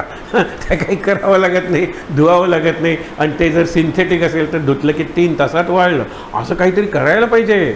प्रवासाला योग्य काय अयोग्य काय, प्रवासात काय खायचं आणि काय खायचं नाही ठरवलं पाहिजे. नाही तर ओकतात, ॲसिडिटी होते प्रवासात खाण्याकडे लक्ष दिलं पाहिजे. याला विवेक म्हणलेलं आहे. प्रत्येक गोष्टीचा विवेक आहे. पुढे काय सांगितलेलं आहे? होते सन्निध चुकले ज्याचे त्याचं प्राप्त झाले, आपणा देखता फिटले जन्मदुःख. तुमच्या देखत तुमचं जन्मदुःख नष्ट होईल, तुम्हीच करणार आहात. नवीन दुःख निर्माण करू नका, आहे ते भोगून संपवा. आणि नवीन दुःख निर्माण करायचं नाही. काय परपीडा ते दुःख आहे आणि परसेवा ते सुख आहे, ते पुण्य आहे. हे कळतं ना? इथून पुढे मी परपीडा म्हणजे त्या किड्याला सुद्धा मी त्रास देणार नाही. मग जळार असेल तर काय इतक्या टोकाला जाऊ नका तुम्ही. जळार असेल तर मारा ना. झुरळांना मारायचं का? दोघांच्यात वाद सुरू झाला, 2 पक्ष पडले. विवेकानंद एका बाजूने, दुसऱ्या. विवेकानंद मारायचं म्हणजे मारायचं, दाखवू का मारून? नाही नाही नाही, आपण उद्या ठाकूरांना विचारूया. ते म्हणतात हिंसा करायची नाही, तो सुद्धा जीव आहे, त्याच्यात ते परब्रह्म आहे, ते दिसलं पाहिजे. झुरळ ज्या वेळेला गेले त्यावेळेला स्वतः त्यांनी आपली अंघरुणं वगैरे काढली होती आणि त्याच्यातली झुरळ ते चप्पलने मारत बसले होते. कोण? रामकृष्ण.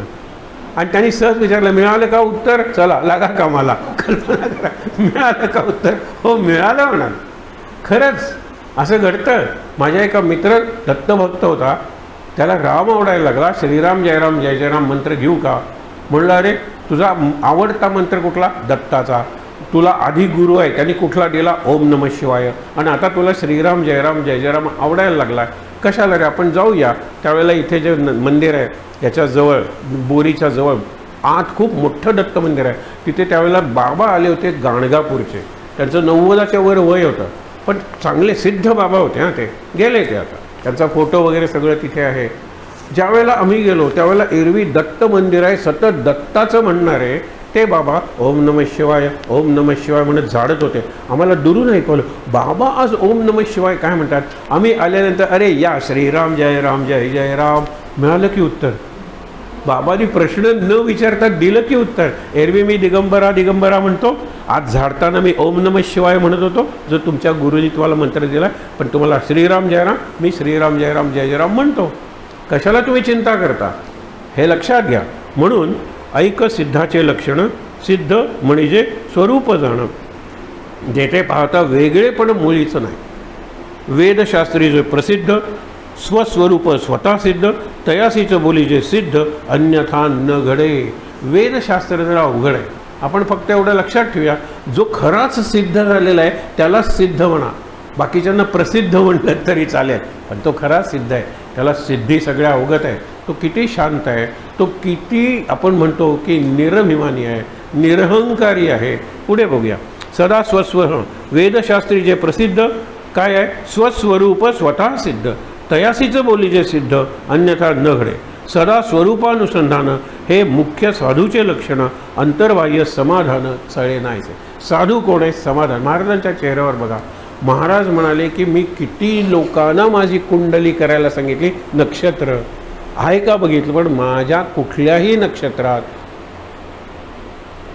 चिंता काळजी नावाचा ग्रहच नाही आहे. काय करू?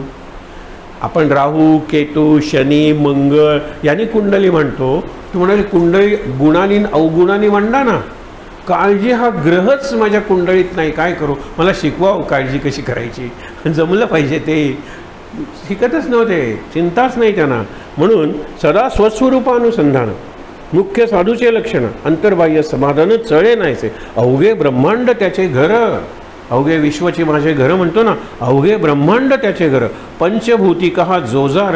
आपण सकाळी 5 पृथ्वी आप तेज बघितला. जोजार म्हणजे विस्तार. हा सगळा विस्तार मिथ्या जाणून सत्वर त्याग केला. हे सगळं नष्ट होणार आहे. साधू वस्तू अद्वये तेथे कैचे वाटेल भये. परब्रह्म ते निर्भये तोची साधू. साधूचं लक्षण दिलेलं आहे. द्वैतातून भय निर्माण होतं. लहान मुलाच्या शेजासमोर जर दिवड पडलेलं असेल तर तो ते दोरी म्हणून खेळतो की त्याच्याबरोबर, त्याला माहीत नाही तो दिवड आहे, आणि मला दिवड आहे माहीत नाही तरी साप आहे म्हणून तो काठीनं मी दूर करतो. द्वैतातून भय आहे लक्षात ठेवा. ज्ञान म्हणजे अद्वैत, अज्ञान म्हणजे द्वैत. अज्ञानामुळे मला सगळीकडे द्वैत, स्त्री पुरुष द्वैत, मग त्याच्यातून काम, क्रोध, लोभ, भय हे सगळं निर्माण होतात. पुढे वाचूया. मृदूपणे जैसे गगन तैसे साधूचे लक्षण. साधू गगनासारखा आहे, साधू मृदू आहे, म्हणजे अत्यंत कठोर नाहीच आहे काही त्याच्यात. या कारणे साधू वचन कठीण नाही. स्थिती बाणता स्वरूपाची, चिंता सोडिली देहाची, या कारणे होणाराची चिंता नसे. देहाची चिंता आहे ना, बापरे आपल्याला हा रोग नाही ना, नको ते स्कॅनिंग करायला. लोक ब्लड ग्रुप ॲनालिसिस करत नाही, काही सापडलं तर अरे करायला पाहिजे. नाही नाही हे घ्यायचं नाही, जर घेतलं तर, आणि ते जंतू तुम्ही टाकणार कोरोना आत, त्यातून तुम्ही ती व्हॅक्सिन तयार केलेलं आहे. अरे मग कुणी व्हॅक्सिन घेतलं? तो मंत्री म्हणाला मी घेतो, मग पंतप्रधान म्हणले मी घेतो. मी घेतल्यावर तुमचा विश्वास बसणार आहे ना, कारण आधी सगळेच गैरसमज त्याच्याबद्दल भयंकर दहशत निर्माण केली होती.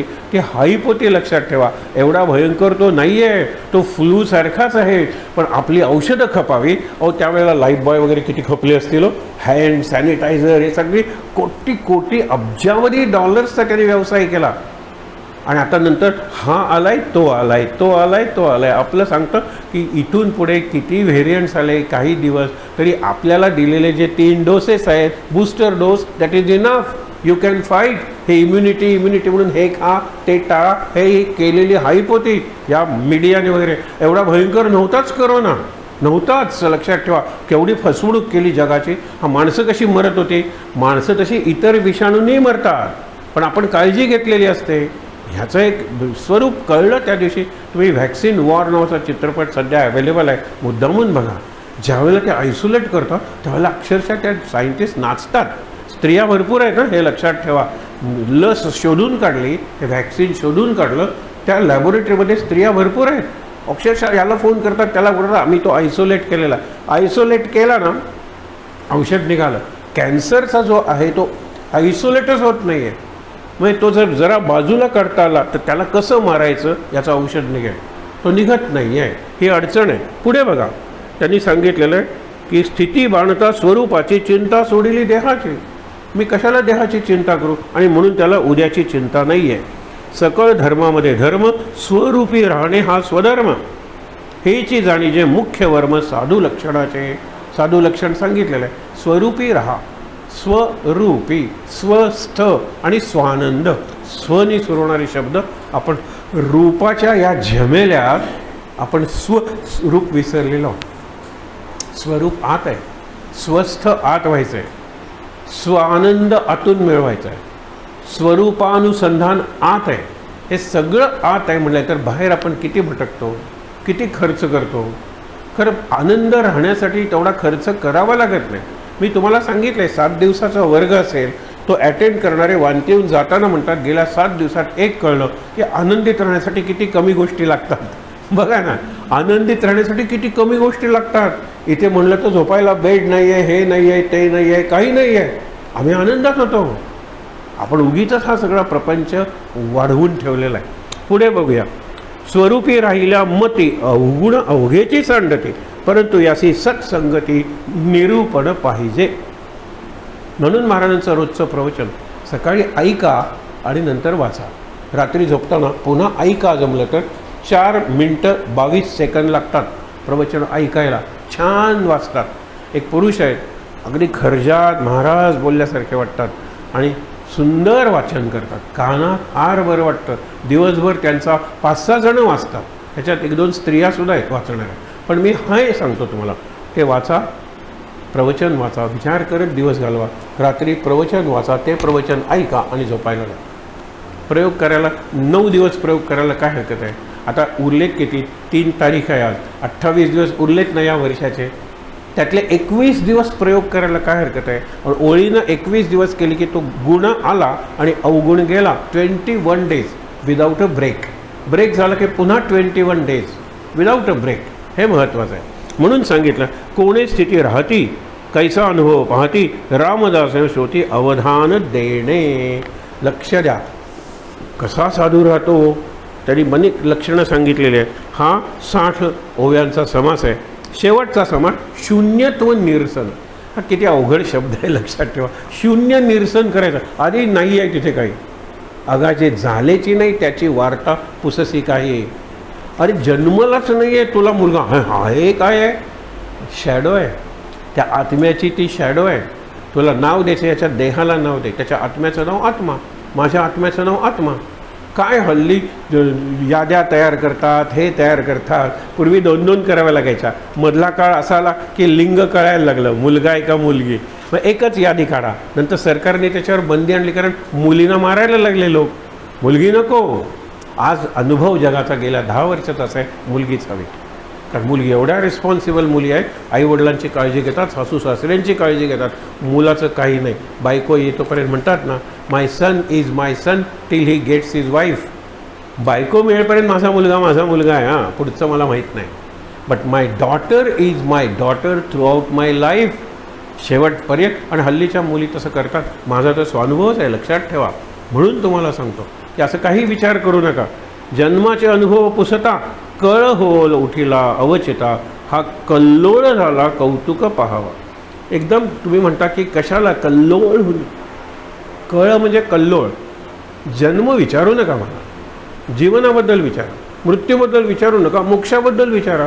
मी इथे बसलोय कशाला? समर्थ म्हणतात मोक्ष सांगायला बसलोय, बंधन सांगायला मी बसलो नाही आहे. ते शिकवायला सगळं जग आहे तुमच्याकडे. गंमत बघा. जनाचे अनुभव पुसता कळ हो उठिला अवचिता. म्हणजे अगदी कळ येते. काय जनाचे अनुभव सांगू. हा कथा कल्लोळ श्रोता कौतुके पाहावा. एक म्हणती स्वभावे संसार करावा सुखे नेवे. काही दानपुण्य करावे सद्गती करणे. एकाकडे गेला तर काही करू नका. सेवा करा, दान करा, सत्संगती करा, आनंदात राहा. दुसरा काय सांगतो ते बघा. एक म्हणती संसार खोटा. आता एक म्हणती म्हणून किती ओव्या येतो. हा 82 ओव्यांचा समास आहे. एक म्हणती, एक म्हणती, एक म्हणती. किती उदाहरण. जवळजवळ 50 ओव्या एक म्हणती. एवढं कन्फ्युजन आहे जगात. तुम्हाला 2 मी प्रसंग सांगतो. एक प्रश्न विचारला आहे, योग्य मार्ग कोणता. कुणी विचारला आहे? यक्षाने युधिष्ठिराला. युधिष्ठिराचं उत्तर काय? मी ग्रंथ वाचले, मी 4 ग्रंथ वाचले, त्याच्यात मला 5 मतं आढळली. माझं कन्फ्युजन, गोंधळ वाढला. म्हणून मी विद्वानांकडे गेलो. 5 विद्वानांकडे गेलो. त्यांनी 10 मतं सांगितली. माझा कन्फ्युजन आणखीन वाढलं. शेवटी मी विचार केला स्वतःच उत्तर शोधायचं. आणि मला ते उत्तर मिळालं. महाजनो येन गता सपंथा. प्रत्येक क्षेत्रात महान लोक, महापुरुष, महामानव ज्या मार्गाने गेले तो मार्ग खरा. हे लक्षात घ्या. प्रत्येक क्षेत्राबद्दल मी सांगतोय सोपं करून. महाजनो येन गता सपंथा. प्रत्येक ठिकाणी असा प्रसंग येतो. एक म्हणती स्वभावे संसार करावा सुखे. संसार सोडण्याची गरज नाही. एक म्हणती संसार खोटा. दुसरीकडे ते म्हणतात संसार खोटा. वैराग्य घ्यावा देशवटा. देशवटा म्हणजे सगळ्या देशावर फिरा. कशाला घरात राहता. सोडा घर, सोडा बायको. वैराग्य. देशवटा. तेने स्वर्गलोकींच्या वाटा मोकळ्या होते. एक जण असं म्हणतात. एक म्हणती पडिले जीवी अवघी देवची मानावी. वडील मंडळी जी आहेत अवघी देवची मानावी. काही करू नका, जाऊ नका. घरात सासू सासरे सेवा करा, आई वडील आहेत सेवा करा. शाळेत शिक्षक वयाने जे मोठे आहेत, अनुभवाने जे मोठे आहेत त्यांची सेवा करा.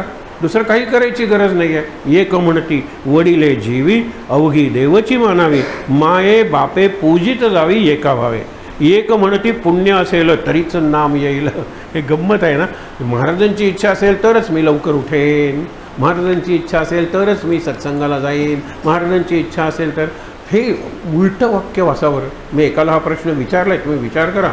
महाराजांची इच्छा आहे आलो, महाराजांची इच्छा आहे निघालो. अरे निघाला की महाराजांची इच्छा कशी. म्हणजे मी एका ठिकाणी 5 वर्ष राहतो, 5 वर्ष उपासना करतो आणि महाराज म्हणतात चला इच्छा. म्हणू नका इच्छा. महाराजांची आहे आम्ही म्हणायचं. इच्छा आली, हां इच्छा होती, हां इच्छा नाही. मी जर म्हणायला लागलो महाराजांची इच्छा आहे सत्संगाला जाऊ नकोस, महाराजांची इच्छा आहे देवळात जाऊ नकोस. महाराजांची, अरे कसली महाराजांची इच्छा. मग माझ्याबद्दल महाराजांची काय कल्पना आहे.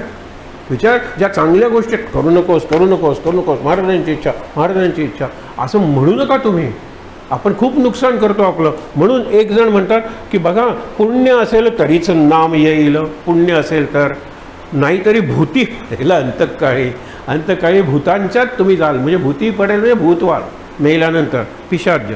शेवटी काय सांगतात बघा, एक म्हणती ज्ञान बरवे, एक म्हणती साधन करावे, एक म्हणती मुक्त असावे निरंतर,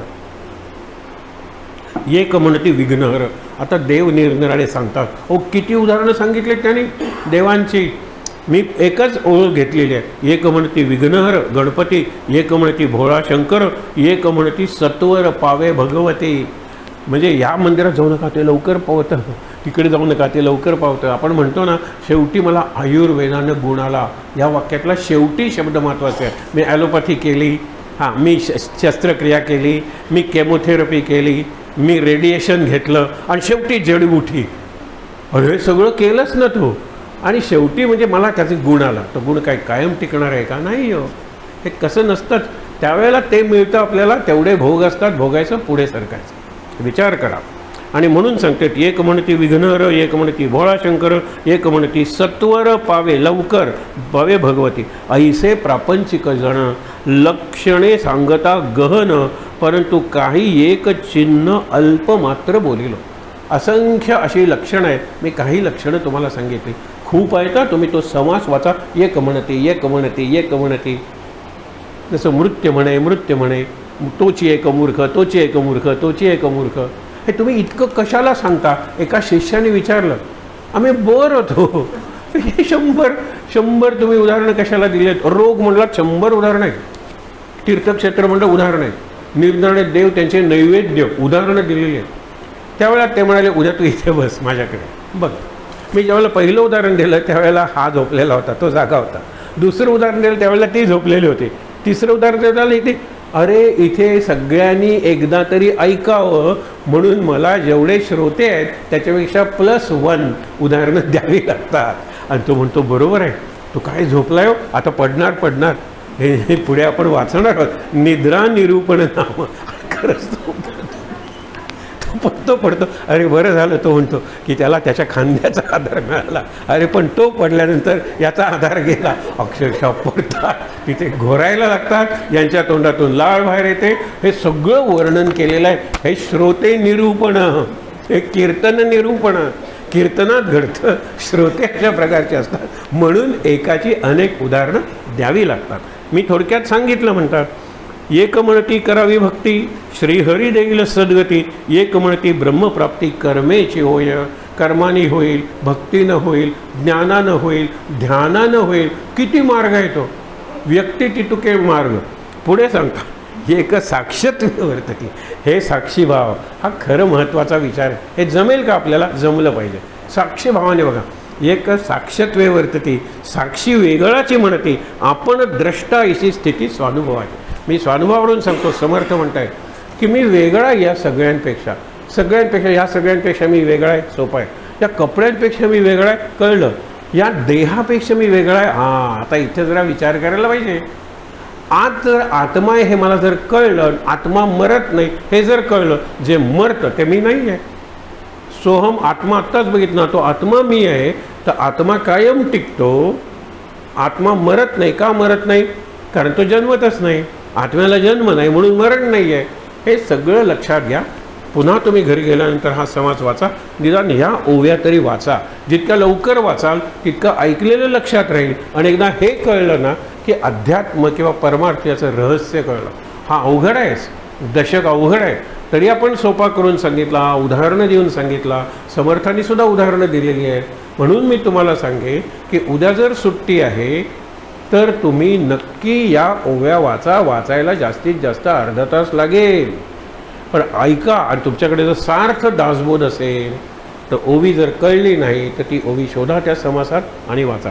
शेवटच्या ओव्या फक्त वाचूया, तेवढंच आहे. एक म्हणती करावी भक्ती, श्रीहरी देईल सद्गती.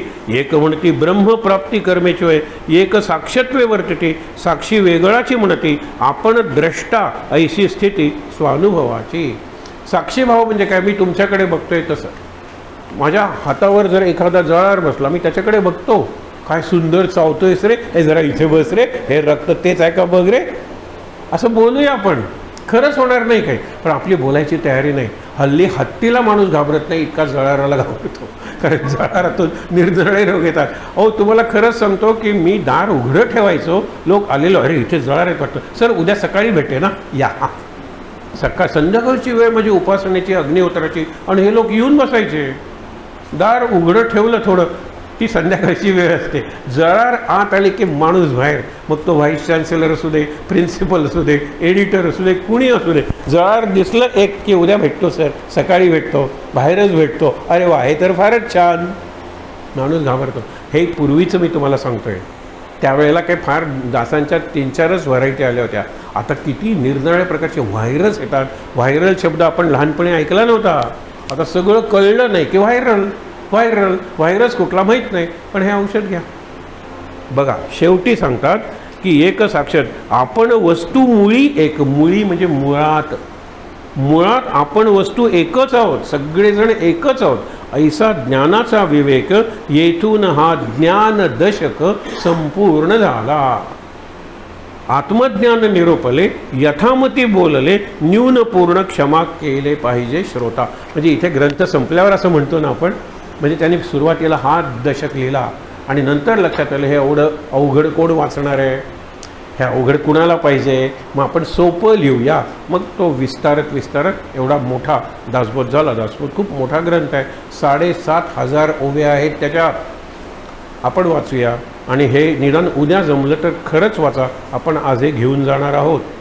ठीक आहे. एक तुम्हाला सांगायचं, 22 तारखेला कार्यक्रम आहे. गुडे गुरुजी म्हणाले त्यांना आठवण फक्त करा.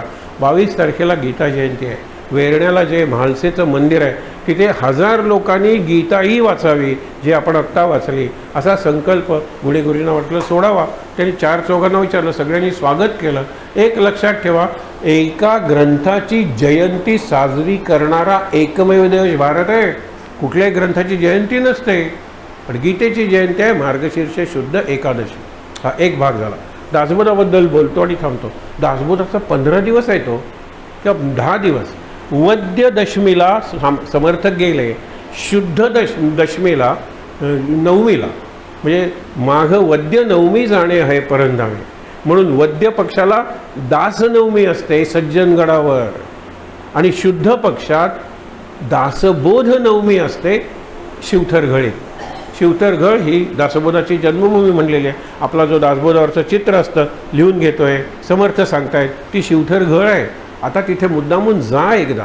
मुंबईला जाताय तुम्ही, त्या मार्गाने गाडी आहे, जरा आत वळायचं, अर्ध्या तासात पोचता, 1-1.5 तास राहा, बघा, अनुभव घ्या. असा समोरून धबधबा पडतो, धबधबाचे तुषार येत असतात, आणि सगळ्यात चांगला महिना ऑगस्ट सप्टेंबर, खूप छान वाटतं तिथे. तिथे माघ शुद्ध प्रतिपदा ते नवमी दासबोध नवमी असते, आणि माघ वद्य प्रतिपदा ते नवमी दासनवमी असते. म्हणजे 9 दिवस सिद्ध काय हे उत्सव साजरा करतात जन्माचा. कुणाचा? दासबोधाचा जन्म. हे फार महत्त्वाचं आहे, लक्षात ठेवा. पालखीत ग्रंथ ठेवायचा असतो. हा ग्रंथ काय? ज्ञानेश्वरी. म्हणून ज्ञानेश्वरांचा फोटो ठेवायचा. आपण पालखी ज्ञानेश्वरीचीच नाचवायचे, आणि म्हणून गुरु ग्रंथ साहेब ते म्हणतात. तुम्ही कुठल्याही गुरुद्वारात गेलात तर मध्ये कुठलीही मूर्ती नाही आहे, तो ग्रंथ आहे. तो ग्रंथ अगदी रेशम्याच्या वस्त्रात ठेवलेला आहे, आणि त्याच्यावर धूळ बसू नये, मासी बसू नये म्हणून अक्षरशः 24/7 त्याने वाटून घेतलेली असते सेवा, आणि ती चौरी असते, आणि ते सतत ढाळत असतात. याची झाली की तो ढाळतो, त्याची झाली की सतत ही सेवा चालू आहे. कारण हा गुरु ग्रंथ साहेब आहे. साहेब म्हणजे श्रेष्ठ, सर्वश्रेष्ठ हा ग्रंथ आहे, आणि ग्रंथ हा गुरु, हाच गुरु आहे. पुढे विचार करूया. आहे त्या ठिकाणी श्रीराम समर्थ. श्रीराम. श्लोक म्हणूया आणि शांतिपाठ. सदा सर्वदा योग तुझा घडावा, तुझे कारणी देह माझा पडावा. उपेक्षू नको गुणवंता अनंता, रघुनायका मागणे हेची आता. जय जय रघुवीर समर्थ. ओम सहनावतु सहनौ भुनक्तु सह वीर्यं करवावहै तेजस्विनावधीतमस्तु मा विद्विषावहै। ओम शांति शांति शांति। तीनदा दीर्घ श्वासोच्छ्वास।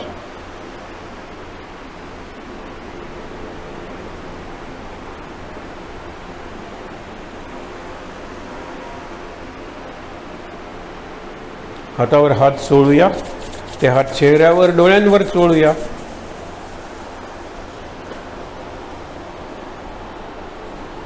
अगदी सावकाश डोळे उघडून राम, सीता, लक्ष्मण, हनुमान, समर्थ रामदास, गणेश आणि देवी सगळ्यांना नमस्कार करूया, त्यांचं दर्शन घेऊया आणि इथे जमलेल्या सर्व साधकांना नमस्कार करूया।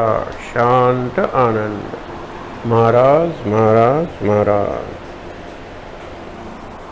सर्वांना नमस्कार।